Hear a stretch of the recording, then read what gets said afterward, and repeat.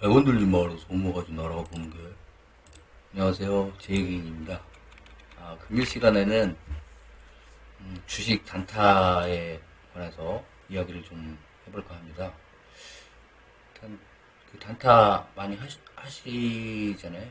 하실 예정인 분도 있을 테고요. 하나 질문을 좀 드려보겠습니다. 예를 들어서 그 오전장에 분봉상으로 상승 패턴이 나왔는데 이게 잠깐 눌렸다가 다시 똑같은 또 패턴이 나왔어요.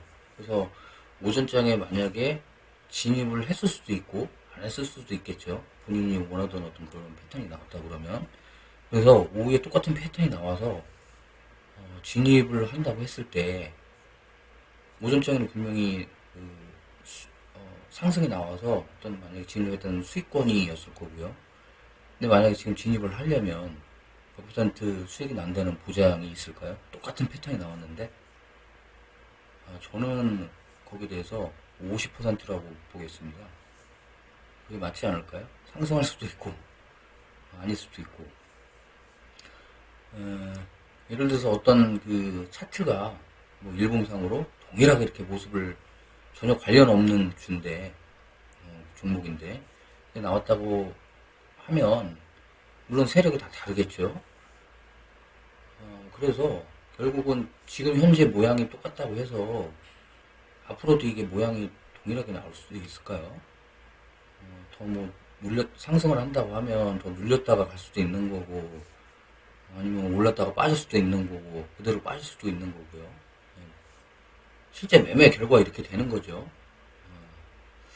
제가 이 이야기를 왜 드렸냐면 결국에는 뭐 100% 확실한 기법은 없다.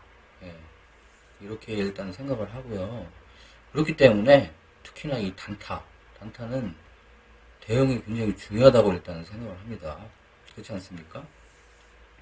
제가 드리려는 말씀은 어떤 기법 이전에 단타 하실 때 굉장히 이 대응이 중요하고 그 대응은 결국에는 개개인의 어떤 원칙 하에서 나올 수가 있는 겁니다. 결국 본인이 매매를 하는 거니까요.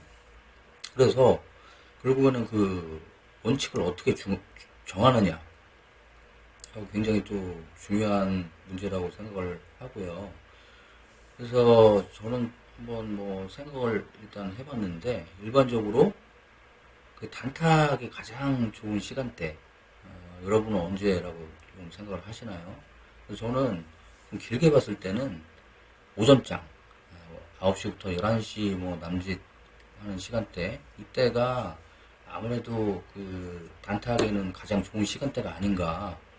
아무래도 상승하는 그 매수세가 들어오는 9시부터 해서 종목이 일반적으로는 많기 때문이라고 생각을 하고요. 그렇기 때문에 그런 어떤 매매할 때는 오전장 예를 들어서 뭐 점심시간이나 오후에 매매를 하는데 또 손실이 커진다 그러면은 오후에 안 하는 게 맞겠죠. 예를 들어서 길게 봤을 때 내가 오전장에만 하는 게 그래도 수익권이다.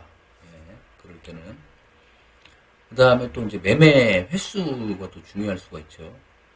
아침에 수익권인데 또 이렇게 하다 보니까 어디 휩쓸려가지고, 아니, 휩쓸렸다기보다는 이렇게 종목이 좋아 보여서, 물론 수익도 날 수 있지만은, 또 손실이 만약에 크다고 하면은, 결국에는 오전장만 하는 게 일단은, 저는 현명하다고 생각을 하고요. 그래서 이 단타는 일단은 가장 중요한 게, 뭐, 매매 어떤, 투자가 마찬가지겠지만, 이 꾸준한 수익이 굉장히 중요하기 때문에, 이런 원칙을 만들고 그 원칙을 결국에 만든다는 거는 어떤 그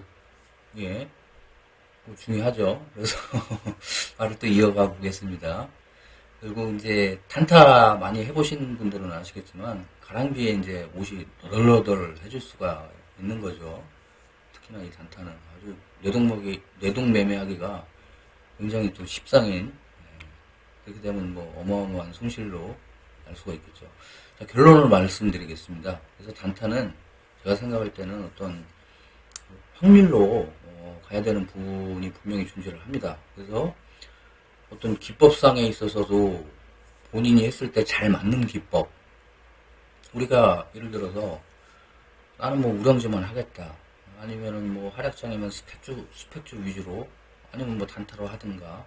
이게 본인만의 어떤 그런 기법이 있을 거지 않습니까? 그래서 어떤 본인이 생각하는 그런 기법, 해보지도 않은 기법을 가지고 하면 손실이 날 수 있는, 시행착오가 날 수 있는 확률이 그만큼 높기 때문에, 그래서 본인이 했을 때, 아, 그나마 이걸 가지고 내가 수익을 내거나, 이걸 좀 더 보완해서 원칙으로 만들면 괜찮겠다. 이런 어떤 매매 기법, 그리고 어떤 시간대, 그리고 매매 횟수, 예, 이런 것들이 중요하다고 볼 수 있겠습니다. 그런 것들이 이제 기반이 돼서 결국에는 개인만의 어떤 원칙을 만드는 거겠죠.